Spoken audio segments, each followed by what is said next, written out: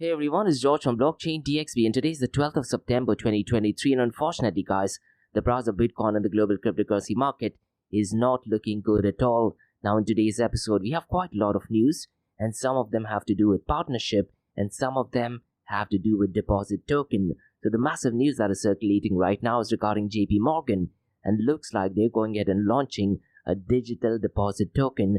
That is pretty strange, isn't it? Because at one point of time, JP Morgan was a massive detractor of Bitcoin and blockchain technology, but they have gone ahead and launched JP Morgan Coin, and now looks like they're tokenizing deposits as well. So we'll definitely go ahead and explore what that news is all about. Now the second news, guys, is an absolutely scary news, and the CFTC has imposed a $1.75 billion fine against MTI. $1.75 billion. That is absolutely massive. So we'll definitely go ahead and discuss what that news is all about. And look guys, the US Commodity Future Trading Commission or CFTC is definitely not in the best terms with Security and Exchange Commission. So them imposing fine on a cryptocurrency and blockchain protocol definitely means something. So we'll definitely go ahead and explore that news. Now guys, in the world of metaverse, there is a massive news going on right now, and that is by Omnico Brands, and they are investing heavily on digital IDs, and they are doing that for Web3 in the metaverse. So we'll definitely go and explore what that news is all about. And guys, listen, India historically has had a love-hate relationship with cryptocurrencies. And look guys, I'm a massive fan of the Prime Minister Narendra Modi, but unfortunately guys, India is not taking the right steps so far as cryptocurrency is concerned. And the news is that India is actually rolling out a 5-point crypto legislation. And this news, to be honest guys, depends on how mainstream media publishes it. They can go ahead and say that India is trying to be advocates for cryptocurrencies.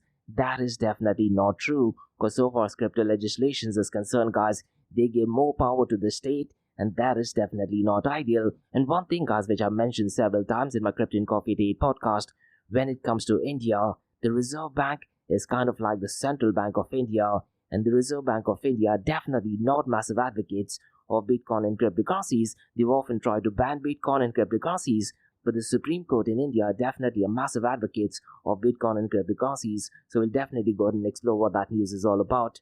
And guys, like we do in every Crypto and Coffee Date podcast, I'm going to be discussing two news from Dubai, UAE and the Middle East. Now the first news guys is from Dubai, and the second news is from Abu Dhabi. And the first news guys involves two government organizations or government entities.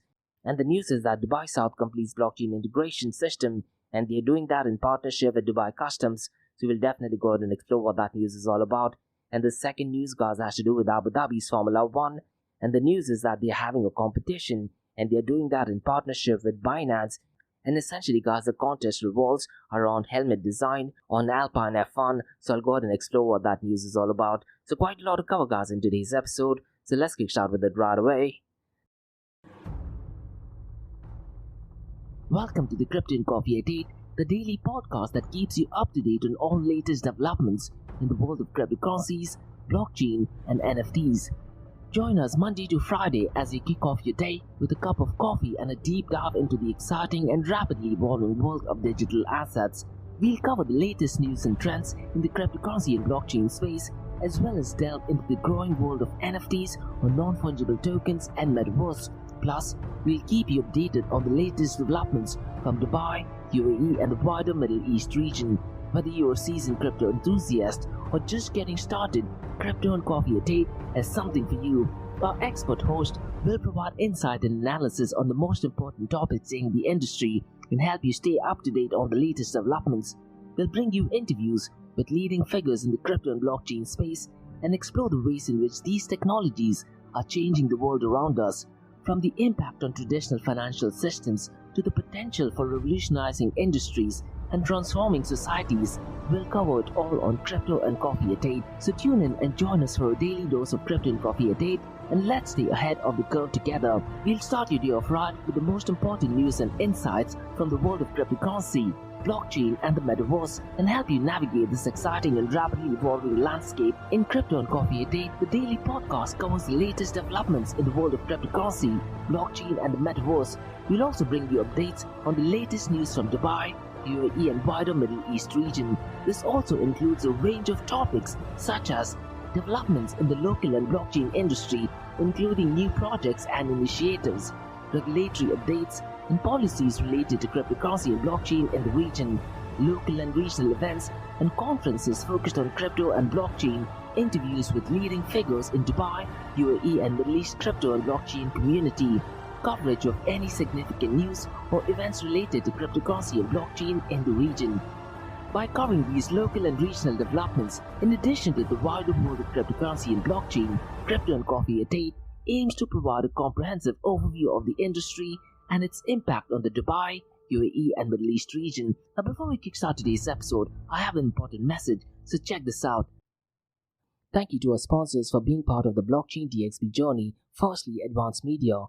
Advanced Media, guys, is the largest distributor of professional video, photo, broadcast and cinematic equipment and accessories in the Middle East and MENA region. With over 2 decades of experience, Advanced Media is now the largest distributor in the Middle East, representing more than 100 recognizable brands, including brands such as Zeiss, DJI, Hasselblad, Red and Rode. As a matter of fact, guys, the very mic that I'm recording is being sponsored by Advanced Media as well, and Advanced Media has showrooms in Saudi Arabia and services as well. Looks like they're definitely taking the Middle East by storm. And here's the beautiful thing, guys, they're taking corporate social responsibility very seriously, and they're focusing on 3 P's, that is people, planet and prosperity. Now listen, guys, if you do want to find out more information regarding the statement of corporate social responsibility, check out the website, that is www.amt.tv. And here's the beautiful thing, guys, they also want to be a leader and set an example and reputation as a pioneer and member of the community. And in doing so, guys, they also have an AMT scholarship with SAE Institute in Dubai, UAE, so definitely check it out. And also, guys, Advanced Media is committed to persistently developing, organizing and hosting training workshops, seminars and community events that educate, inform and familiarize consumers with new equipment and the latest technological advances. So listen, guys, do one thing. If you do want to support this channel, go to the website, that is www.amt.tv, and follow the social media channels as well. All of the details are in the show notes below. Next, Shalu Group, a luxury retail and distributor which is headquartered in Dubai, are getting into the NFT game. And here's the deal, guys.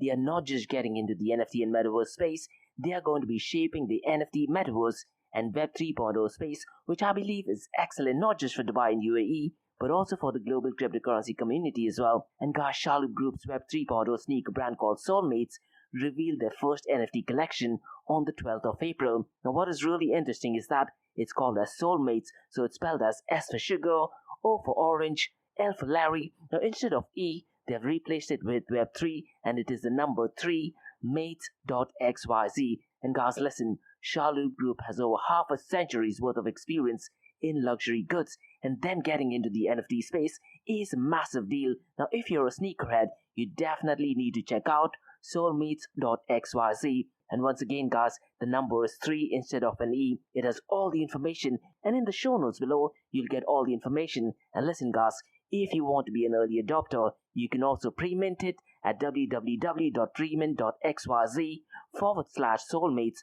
So definitely check it out. And they have a Discord community as well. And guys, Nick, who is the head of corporate innovation at Shalu Group and also the co-founder of Soulmates, has a WhatsApp group where he constantly provides updates in the area of NFTs, Metaverse and Web 3.0. So guys, check out soulmates.xyz and be part of the Soulmates OG NFT that is definitely going to shape the industry. Next, listen guys, there are 3 things I'm absolutely passionate about. One is death metal, ice cold beer, and the third one is extreme sports, and that is Tough Mudder. And Tough Mudder, guys, is a series of obstacle and mud runs that'll push your physical and mental limits without the pressure of competition. It's essentially a community that is built on teamwork and overcoming obstacles, where stepping outside of your comfort zone is the actual reward. And my big question is, guys, when was the last time you did something wild for the very first time? Now listen, guys, Tough Mudder Arabia has a formidable team, and one of the events does actually take place on the 14th of October. And Tough Mudder Arabia, guys, is putting across a series of events this year and next year. And the first big event take place on Fujairah Adventure Park on the 14th of October. So look at the show notes below. You'll find the registration link. And if you're someone who's in Dubai, there are 2 days of back-to-back Tough Mudder events as well that takes place on the 11th and the 12th of November at the iconic Jebel Ali race And finally guys, in the second quarter of 2024, there's a massive event taking place in Ras Al Khaimah, and that takes place on the 20th of April 2024. Now listen guys, if you want a season pass, it is at a discounted price. So look at the show notes below for the discounted price. And guess what guys, they have two different distances as well, 5 kilometers and 10 kilometers. And if you have kids, get your kids along. So check out the show notes below to find out more information regarding Tough Mudder Arabia. Next, Startup OI is global one-tech platform for tech. It offers global high-paying tech jobs with flexibility in working time and location, global free tech events, and tech networks to connect with global like-minded engineers. A brilliant platform to listen to the tech experts in Metaverse and to grab their insights. Now listen, all you have to do is download the app Startup OI. If you're using an Android version, go to Google Store and App Store for iOS devices. Alternatively, you can also click on the show notes below to download Startup OI. Next, guys, listen, if you're into fitness, if you're into adventure, if you want to do something wild but still want to keep your health in check, there is a new podcast in town, a podcast focusing on obstacle course race in the Middle East. The podcast is called the Race Pace Podcast. So check out the Race Pace Podcast across all leading platforms. And the Race Pace Podcast is a peer-to-peer community-driven podcast where they talk all about obstacle course race in the Middle East, from Sandstorm to Spartan Race, from Tough Mudder to Desert Warrior Challenge, and also the Government Gov Games, and quite a lot more. The podcast has interviews with athletes locally and internationally to get inside scoop on how athletes prepare for obstacle course race. In the podcast, they also talk about interesting stories on why they are motivated to do obstacle course race. And that's not all. They also plan to release 7 NFTs. And these NFTs are no ordinary. These NFTs will represent every emirate in the UAE. And listen guys, these NFTs are going to be absolutely massive. So do one thing, go to Spotify, go to iTunes, go to any leading podcasting platform and search for Rise in the Obstacle Course Race podcast. And finally guys, not your keys, not your crypto. If you have dabbled with cryptocurrencies and now are seriously getting to protect your cryptocurrencies, there is no better way to protect it by using a hardware wallet. And this is where Ledger Wallet kicks in. And Ledger Wallets are hardware cryptocurrency wallets made by Ledger, a company headquartered in Paris, France. And Ledger's hardware wallets are multi-currency wallets that are used to store private keys for cryptocurrencies offline. And Ledger offers 2 hardware wallets, the Ledger Nano and Ledger Nano X wallets. They are world-class experts with extensive crypto security backgrounds. They continuously look for vulnerabilities in Ledger products in a constant effort to improve the level of security. Now, in today's world, securing these digital assets is a critical challenge, and this is where Ledger kicks in. So click the link below to buy your hardware wallet and support this podcast. It is a brilliant way to support this podcast. So what are you waiting for? The link is in the show notes below. Now guys, since we've taken care of that, let's kickstart by looking at the global cryptocurrency market. And unfortunately guys, the global cryptocurrency market is only at $1.03 trillion. Now for some unforeseen events, if we do find out any negative news which is directly or indirectly connected, let's say to Bitcoin Spot ETF or even the cryptocurrency world, I wouldn't be surprised if the global cryptocurrency market goes below the $1 trillion mark. And in about 10 days from now, Jerome Powell will be announcing the interest rate hike. And to be honest guys, that will definitely trigger the price of Bitcoin and cryptocurrencies either in a positive way or in a negative way. Now so far as the global cryptocurrency market is concerned, it is down by 0.24% since the last 24 hours. And the total cryptocurrency market volume guys is $35.88 billion. Now listen to this guys, despite it being only $35.88 billion, if you were to compare it since the last 24 hours, it is actually up by 68.63%. That is quite a lot, isn't it? Now what I'd really recommend you to do is guys, when the volume increases, you definitely need to compare it with the 24-hour trading volume, and then also need to compare it, let's say, with stable coins, and also look at decentralized exchange, because in today's episode guys, some of them are definitely straight up anomalies, and they do make a lot of connection as well. Because if you look at the volume of Uniswap, it is definitely tripled. So it looks like guys, this time people are actually going and converting their Bitcoin and cryptocurrencies via decentralized exchange. And if you also look at decentralized exchange to centralized exchange dominance, it is definitely pumped up, and as of now it is at 20.58%. So these are the metrics guys ideally that you should be looking at. So whenever there is a massive difference, try to look at the 24-hour volume, then try to look at the stablecoin volume, and then you may also want to look at decentralized exchange And one matrix, guys, which I'm looking at is decentralized exchange to centralized exchange dominance. Now let me just briefly run through the volume of DeFi, guys, because the volume is ridiculously low and it is down to $2.19 billion. And if you look at the total value locked, it is only at $36.51 billion. And so far as dominance of total value locked is concerned, Lido is clearly an outlier and the total value locked is at $13.78 billion. And one thing, guys, which I briefly mentioned earlier is the decentralized exchange to centralized exchange dominance. And to be honest, guys, this might be the very first time I'm looking at the dominance at 20.58%. So it looks like, guys, since the last 24 hours, a lot of trading, a lot of conversion, let's say, from cryptocurrencies to stablecoins has been done on decentralized exchange. And it's no surprise, guys, because if you look at the 24-hour volume of decentralized exchange, Uniswap's volume has definitely picked up pace. And as of today, it is at $1.12 billion. And yesterday, guys, I believe it was less than half of it, isn't it? Now, the number second so far as decentralized exchange volume is concerned is PancakeSwap, and it is at $257.07 million. Core Finance is at number third at $139.79 million. Dodo is at number fourth at $138 million. And finally, guys, Mavic Protocol at $122.53 million. Now, guys, let's quickly look at the volume of stablecoins, because to be honest, guys, the volume of stablecoins has definitely picked up pace. And if you were to compare it with the 24-hour trading volume, that has also picked up pace. And decentralized exchanges volume has also picked up pace. The price of Bitcoin and cryptocurrencies have marginally gone down, which just means one thing, guys, in a nutshell. People are actually converting their Bitcoin and cryptocurrencies onto stable coins, and this time they're using decentralized exchange as opposed to centralized exchange. In a nutshell, that is exactly what it means. Now, guys, let's quickly run through the volume of stable coins, because the volume is $33.52 billion, and stable coins, guys, are accounting for 93.43% of the total crypto market 24-hour volume. And out of this $33.52 billion, Tether USDT is accounting for $27.24 billion, Circle USDC at $4.25 billion, and the number third, guys, is still Binance BUSD, and strangely, guys, the volume is less than $1 billion, and it is at $769 million. And guys, in my episode yesterday, that is the 11th of September, I did talk about some of the top executives from Binance who have decided to leave the organization. So Binance is definitely having the worst year in 2023. Now, guys, let's quickly compare the market cap, 24-hour trading volume and dominance between Bitcoin and Ethereum. Now, unfortunately, guys, the market cap of Bitcoin is relatively the same at $504 billion, but Ethereum's market cap has drastically gone down and it is at $190 billion.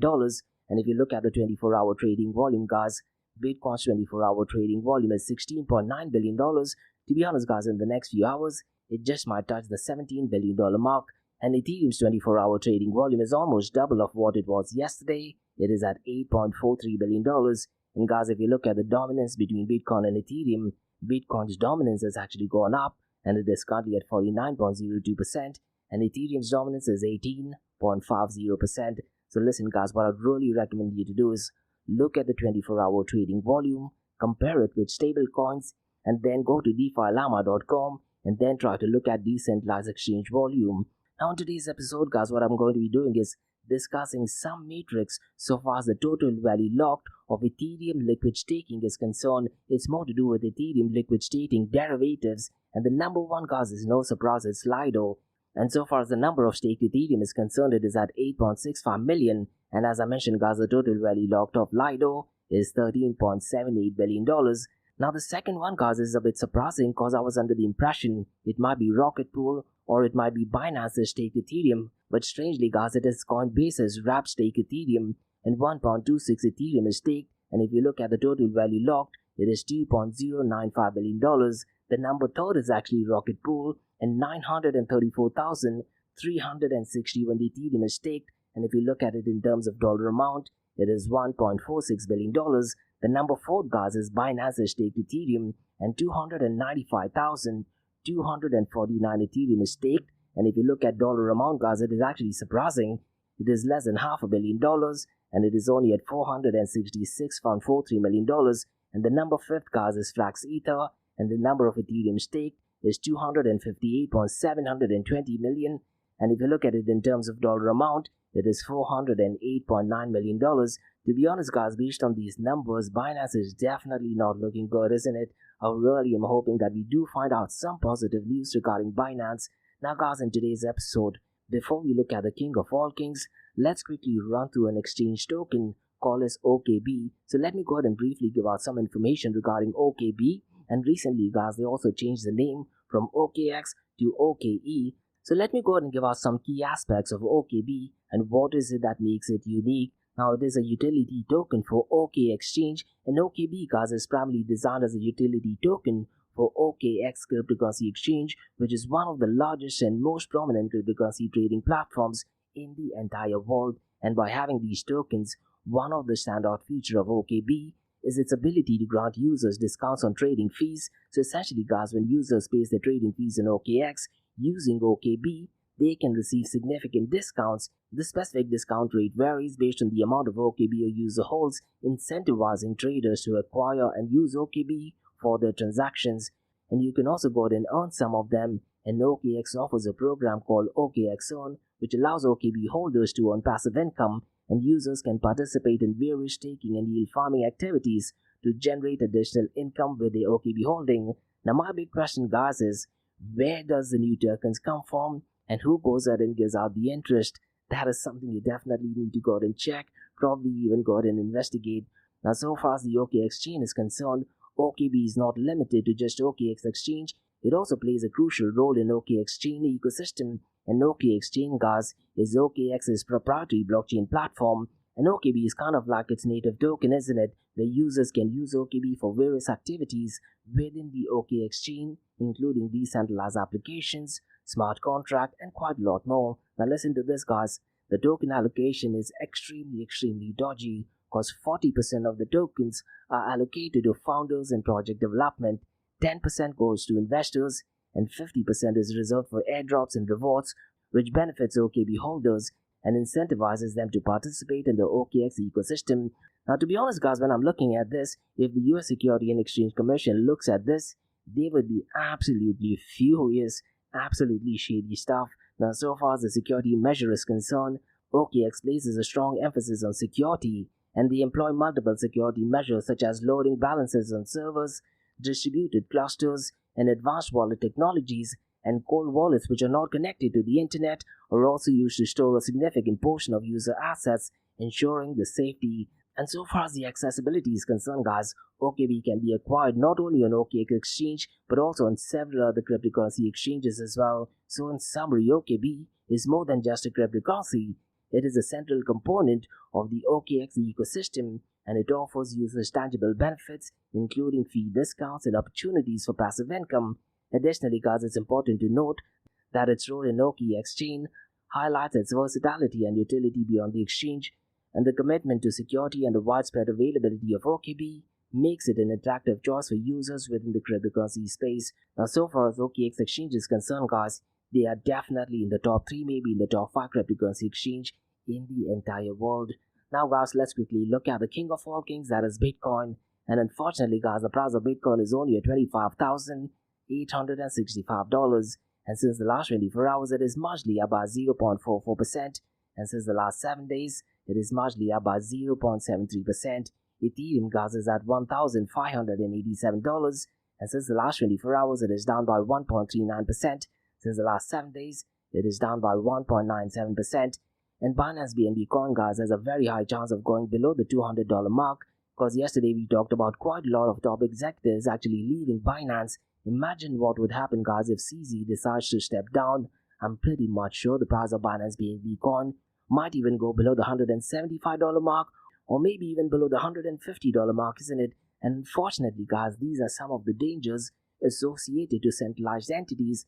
In case of Bitcoin, none of these things matters, isn't it? Now, so far as the price of Binance BNB coin is concerned, now since the last 24 hours, it is down by 1.03%, and since the last 7 days, it is down by 2.22%. Now, guys, in today's episode, let's quickly run through a deposit token, which is done by none other than JP Morgan. Now, JP Morgan Chase, guys, as we know, is a prominent American banking institution, and they have embarked on preliminary investigation into harnessing blockchain technology potential for developing a digital deposit token. And this token, guys, aims to serve as a digital representation of customer account deposits, offering the prospect of expediting and enhancing the efficiency of cross-border payments and settlements. Now, at this point of time, guys, there is no official news, but looks like an anonymous source did actually give this information to finance magnates. Now, could it be possible that this is just rumor? At this point of time, I really am not sure. Now, at this point of time, guys, it's important to note that the regulatory approval is the key to JP Morgan's digital token project, and corporate clients may access the token within a year. So in a nutshell, guys, what is a digital deposit token? A digital token deposit is a form of digital currency created using blockchain technology. It essentially represents the money deposited in a traditional bank account, similar to, let's say, the balance you see in your online banking app, isn't it? However, guys, instead of just numbers on the screen, it is a digital token stored securely on a blockchain. So the big question is, why the hell is JP Morgan interested in this? JP Morgan, guys, you need to know, is one of the largest banks in the United States, and it is keen on utilizing this technology to improve its banking services. And they believe that using blockchain can make cross-border payments and financial settlements much more faster and more efficient. And so far as the technology readiness is concerned, JP Morgan, guys, have already developed a significant portion of the technology required to create and manage these digital deposit tokens. This means they are well prepared from a technical perspective. And so far as the regulatory approval is concerned, JP Morgan can launch such a system for its customers, but it needs approval from regulators in the United States. And this is because of introducing a new form of digital currency into the financial system, and it does require complex regulatory considerations. And according to the anonymous source, JP Morgan did actually receive the necessary regulatory approval, and they might actually introduce the blockchain-based digital token for their corporate clients within a year's time. And this actually suggests that they are actively working on the projects and ready to proceed once they get the green light. And to be honest, guys, once JP Morgan does it, I'm pretty much sure banks all over the world will start incorporating it, isn't it? Now, the big question is, how does this actually differ from its JP Morgan coin? Now, it's important to know that a digital deposit token is distinct from JP Morgan coin, which JP Morgan has been using internally for several years. Now, so far as JP Morgan coin is concerned, it is primarily for transferring money within the banks, while the digital deposit token is designed for broader use, including sending money to clients of other banks and settling transactions involving tokenized securities. And guys, listen, once this thing kicks off, it's going to save them a lot of time, and it's also going to mean faster settlements, because transactions made using the digital deposit token would be processed on a blockchain, making settlements nearly instantaneous. This could potentially reduce transaction cost and make cross-border payments much more efficient. And based on the news, guys, the token would likely be denominated in the US dollar. However, if regulators approve, it could expand to include other fiat currencies, let's say like euro or Japanese yen, providing more versatility for international transactions. And so far as its use in traditional finance system is concerned, this digital token is not intended for buying cryptocurrencies or replacing stable coins. Its main purpose is to facilitate traditional financial activities such as payments, settlements, and other banking functions, and it represents a new way for you to use bank money, leveraging blockchain technology for speed and efficiency. So the big question, guys, is where does central bank digital currency kicks in, and what happens to RippleNet's XRP? Because to be honest, guys, what they are doing can be done much better in central bank digital currency, isn't it? Now, so far as the perspective of JP Morgan is concerned, JP Morgan does actually believe that the deposit tokens have the potential to become a widely used form of money within the digital asset ecosystem, and they see it as a significant innovation that could revolutionize how money is used in the modern financial world. So in summary, guys, JP Morgan's exploration of digital deposit token is using blockchain technology, and it's a sign of how traditional banking institutions are actively adapting in the digital age. And if regulators do actually approve it, this innovation could make financial transactions faster, cheaper, and more accessible, benefiting both the banks and its customers. Now, my big question is, why did they have to wait so long? They could have actually done this even before Ethereum was launched. They could have done this maybe in 2012, 2013 as well, but definitely a really interesting news. Now, guys, let's discuss some news regarding CFTC, that is the US Commodity Futures Trading, and they are actively and heavily fining over $1.7 billion. So the news essentially is that the US Commodity Futures Trading Commission entered the consent order against Mirror Trading International Proprietary Limited, also called as MTI, and this happened on the 6th of September. and they're finding them liable for fraud in connection with retail foreign currency or forex transactions, fraud by a commodity pool operator, also called a CPO, registration violations, and failure to comply with CPO regulations. And MTI, guys, or Mirror Trading International Proprietary Limited, is a company currently in liquidation in the Republic of South Africa, and the order stems from a CFTC complaint that was actually filed more than a year ago on the 30th of June 2022, and it does actually require MTI to pay more than $1.7 billion in restitutions to defrauded victims. Now listen guys, if you do want to find out the official news, go to the US Commodity and Future Trading website, and the official link is in the show notes below as well. So definitely a very powerful and scary news, isn't it? Now guys, let's discuss some news regarding Omnico brands, which will directly and indirectly have an impact on Web3 protocols and also in the metaverse field as well. So essentially guys, the news is that Omnico brands closed a funding round of $20 million supporting the acceleration of Mocaverse to create digital IDs and a point system for Web3 culture, gaming and entertainment. And the official announcement guys does actually state that the funding round was led by CMCC Global with other investors including Kingsway Capital, Liberty City Ventures, Gamify Ventures, and even the founder of Sky Mavis called Alexander Larson, Gabby Dazon, who's the founder of Yield Guild Games, and institutional investors of Coda Capital as well, and Yati Sukas, who's the executive chairman and co-founder of Omnico Brands, is also participating in this round.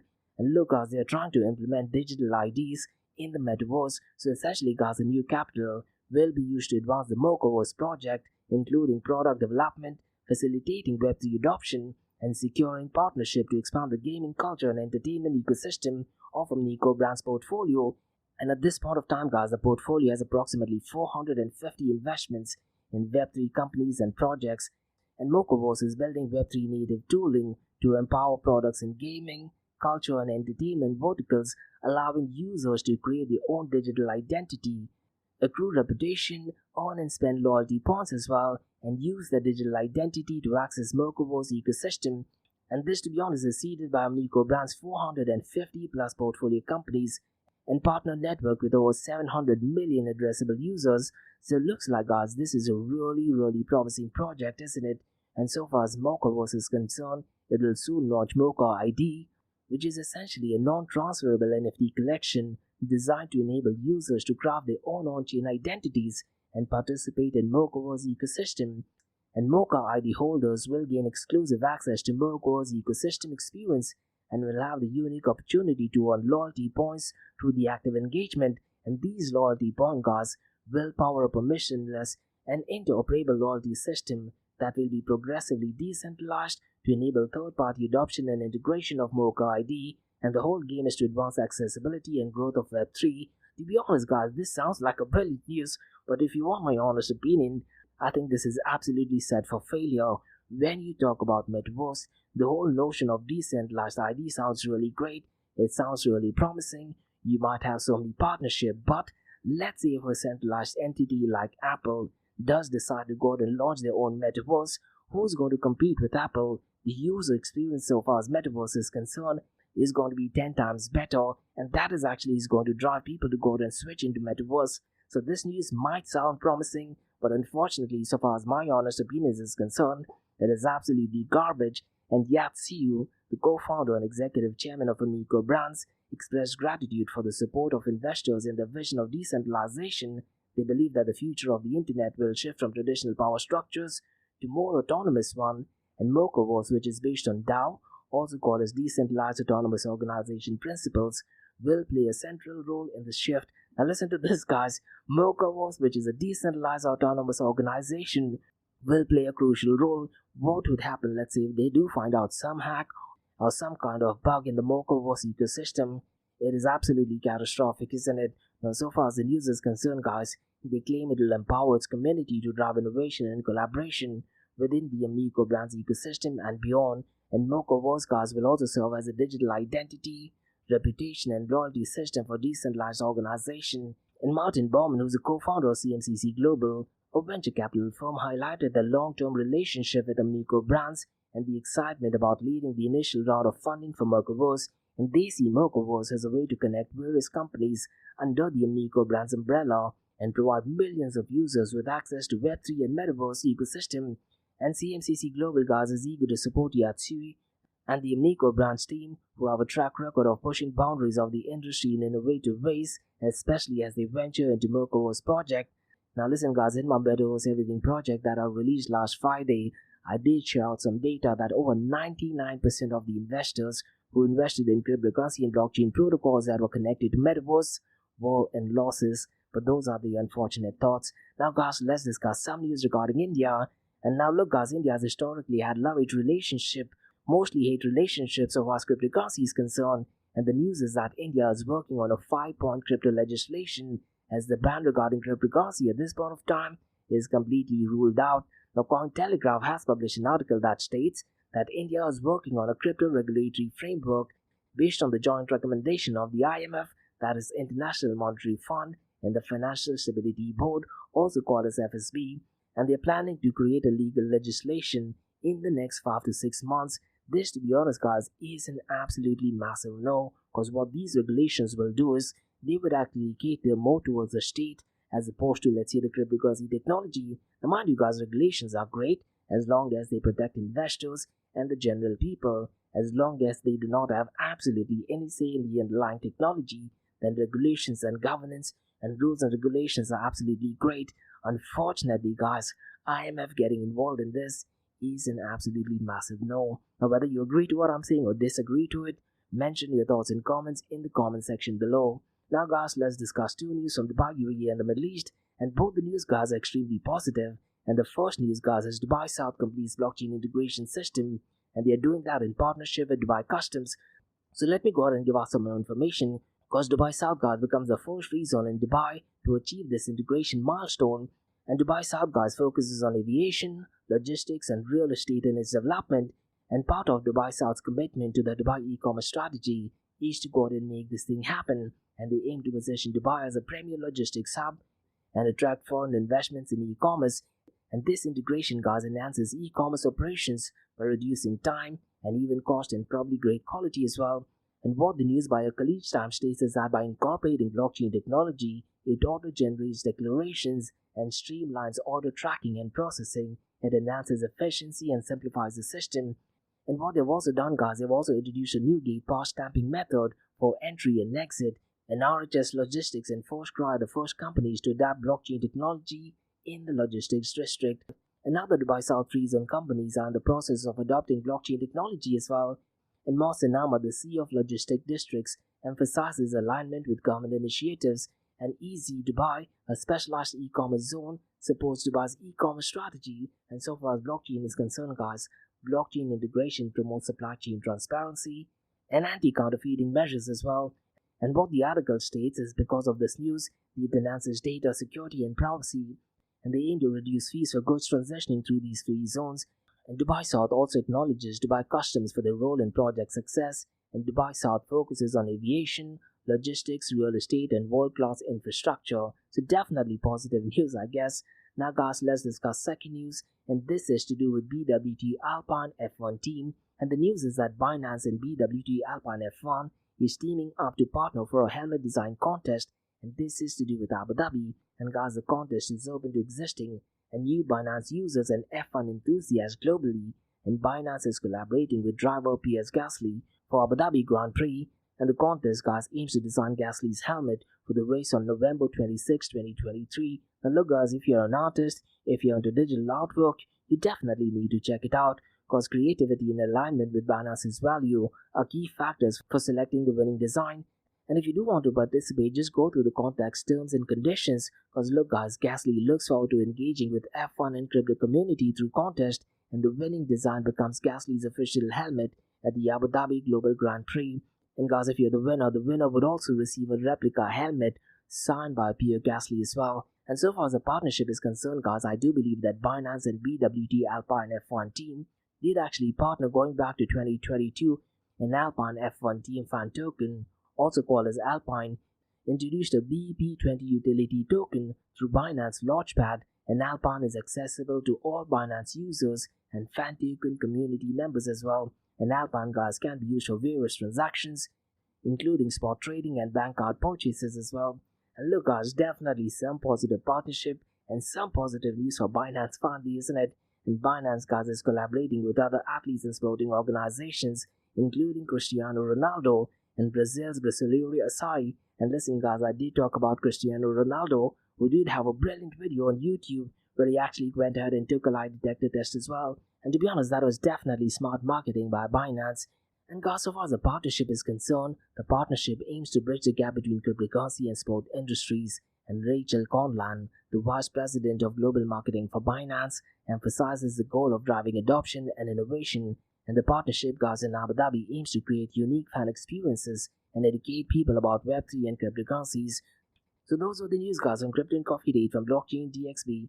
In case if you guys have any feedback or suggestions, drop me an email to info@blockchaindxb.com. Check out my website www.blockchaindxb.com. And guys, also check out my other website area2071.com that talks everything about Metaverse. And guys, if you like listening to this podcast, please click on the follow button, give it a 5-star rating, and share the word across. Now for the next few minutes is going to be an Ask Me Anything series where you listeners can ask any questions regarding Bitcoin, blockchain, beyond blockchain, cryptocurrencies, NFTs, DeFi, and Metaverse. So let's get started with the Ask Me Anything series.